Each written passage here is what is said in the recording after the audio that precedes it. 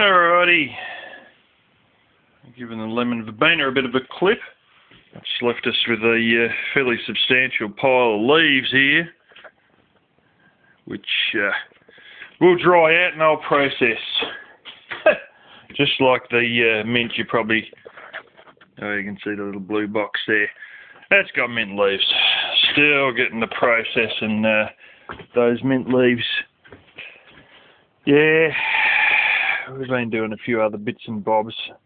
A lot of this random wood that I've cut previously in previous years, we used up a good heap of it, and the rest is just sitting here in the wheelbarrow. Surprisingly enough, we're chewing through fairly quickly, and there's shit that just been sitting around. Some of it's been sitting around for the last 2 or 3 years that I've cut and just left there that I'm sort of chewing into fairly heavily at this point. And looks like we're being invaded by sheep. Yeah, we also, I don't want to sort of scare them off, but I'll show you another vehicle moved in a minute. Yeah. Been thinking about different things. We badly need more people at work. We used to run on 7 or 8 people. We've been running on 4, and they've increased some of the processes of cleaning some of these things we deal with, and just the basic processes. It was an original process. When this new guy came, he added to it a bit, and it wasn't too bad. And now he's added yet another process to it. And with the first lot of processes he added, it would be 3 days to handle this stuff that come back from one building site in 1 day. And we've had a increase in what we qualify as not good enough. And I mentioned this previously. When the big maintenance manager from Sydney flew down and spent a few days in the place and explained to us all the little tricks of the trade and some of the different things. And I don't know if I mentioned to you guys, but I worked out how to sharpen drill bits without a bench grinder, with a abrasive cut-off wheel, and all of a sudden, whoa, man, oh shit, there's some things you wish you knew 3 years beforehand, or 10 years beforehand would have been good as well. The amount of drill bits that I kept pushing, and eventually snapped. If I just had known how to sharpen them, So that's one thing I'm doing, but because of this increase in quality, there's a whole heap of stuff which is now deemed not good enough. And there's another thing that I saw let go previously, and a point was made about it when we were brought out and shown something that should not have been let through. And so all of a sudden this extra thing that I saw be let go last year is now an issue, and so we've got quite a lot of stuff in the repair section, and I got no time to repair it, and I've repaired some, but it's like I'm not even a quarter. Oh, okay, it's about a quarter, but it just, some days there you start assessing how much you got in your bank account and stuff like that, and start thinking about another big holiday.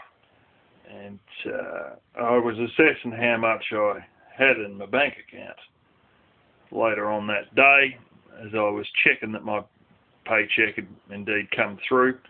And I realised I'm going surprisingly well.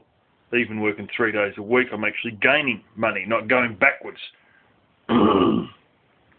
Earlier on, when I bought tons of fabric and tons of, spent $500 on elastics and cotton webbing, and $250 on a machine, and and another $500 on that big fabric buy up and all that. It's you know, we were taken out as fast as it was going in. Now we've stabilised, and we're sort of still building up money even on 3 days a week.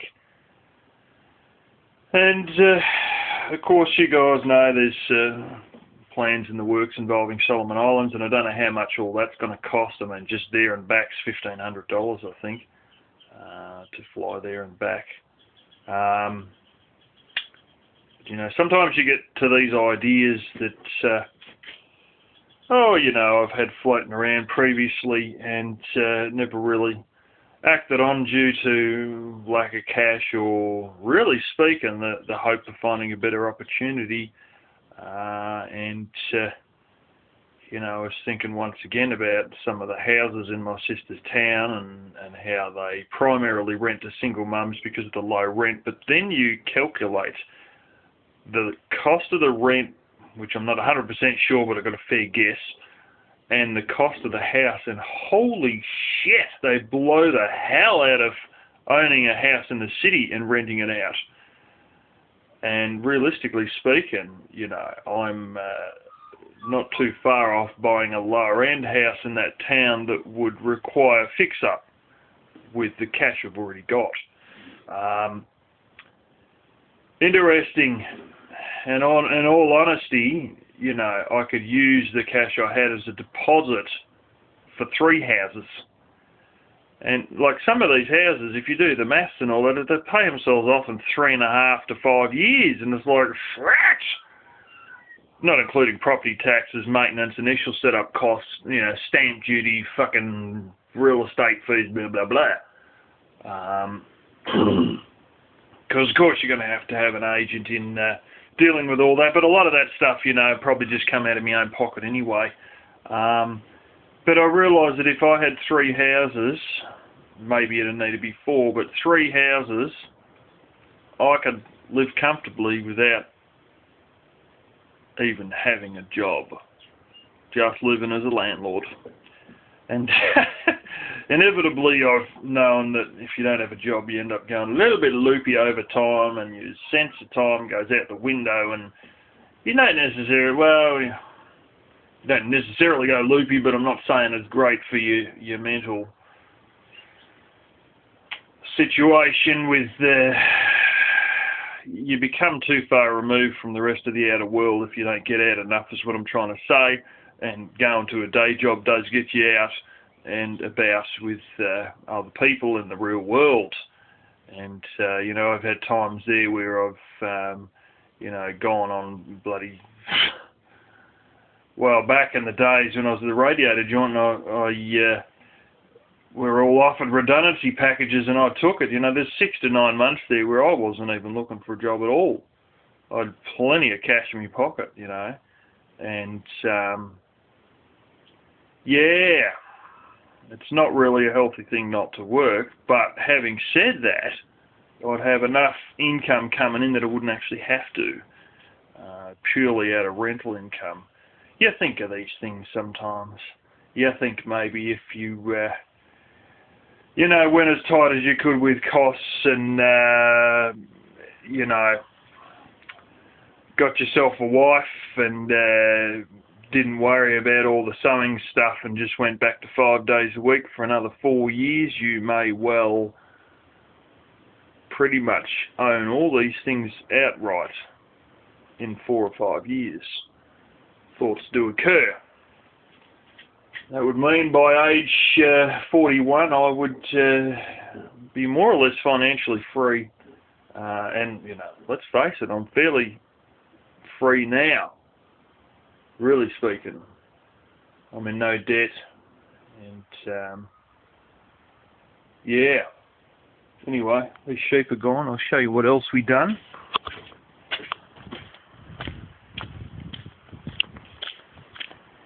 One of these things, you know, I'm trying to do like 5 years worth of shit in 1 year, you know. Frolicking around for years, not doing much, and now I want to do a lot. Anyway, we'll move this old shitbox out here. God blimey. bloody driver's side tyre nearly rolled off the rim. This one and the other one there that'll be going to scrap metal before too long. But bloody tyre now rolled off the rim, and I'm going along and he's towing this thing. Like I was saying, she's starting to come off. I'm towing this thing, and this frickin' windscreen is just sitting there like that. And I'm just about praying to God that it doesn't roll over or do something stupid if he turns too sharp. Oh, God. In the end, we got the loader and we put it exactly into place where it needed to be, but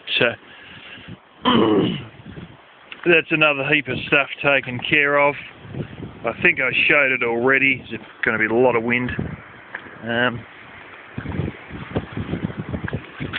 Pretty much all the scrap metal that I used to have piled up here, that's all gone, that's all taken care of. Got a couple of pipe fittings and a bit of random stuff there that I've kept.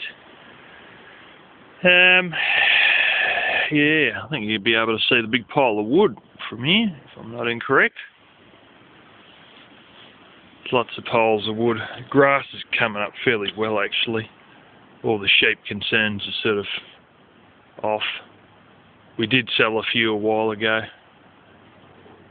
Didn't realise, but the truck driver turned out to be a guy my dad used to go to school with as a kid. I tell you what, he knew how to flame, and he might be semi-retired, but flaming hell, he knew how to charge a decent price for his service. I was a bit surprised considering the age of his truck, and you knew that truck wasn't being paid off. But anyway, Father has said in future we'll take him up ourselves, because you don't want to drown all your profits in trucking costs. But anyway, that gave me a little wad of cash in the pocket, and from that point I seemed to notice that's when I started not treading water but started moving forwards financially, because it gave me about a month where I didn't even need to touch my bank account. So yeah,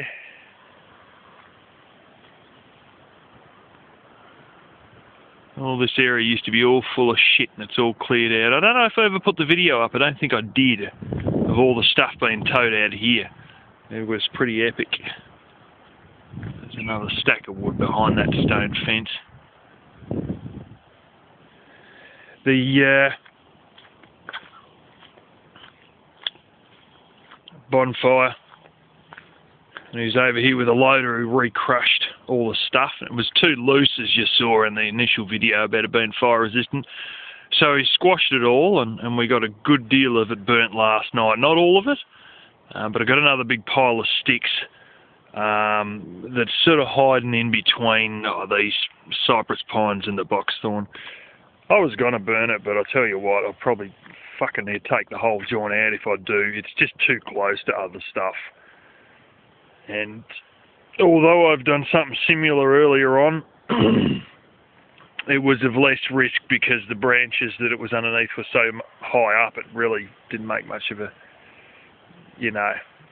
cause much of a, they didn't catch on really. They singed a bit, but yeah. But I think I'm going to get those and throw them out in this heap. I've got a couple other ones that I've sat down there previously. And we'll have to bring those up too. Anyway, oh yeah, I can get into putting pockets on things. I realise all these clothes, there's no bloody pockets on them. It's driving me nuts. It's not good when you're at work, because we need pockets, radios, texters, other bullshit, swipe cards for shit. So anyway, that's what's going on. Yeah.